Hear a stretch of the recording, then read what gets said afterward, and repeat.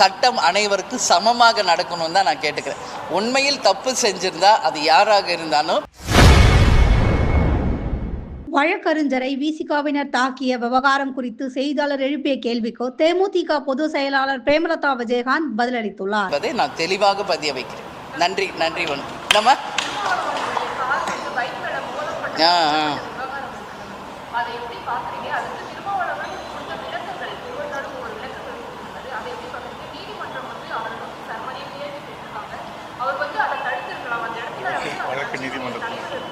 இல்லைம்மா, நானும் அதெல்லாம் விஷுவல் பார்த்தேன்.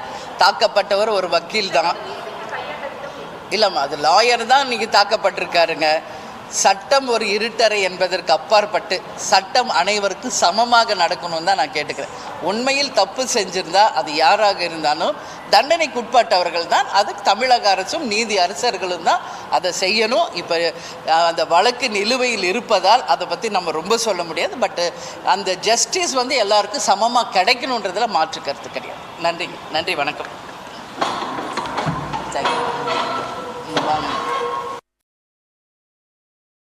செய்திகளை உள்ளது உள்ளபடி தெரிந்து கொள்ள ரெஃப்ளெக்ட் நியூஸை சப்ஸ்கிரைப் பண்ணுங்க.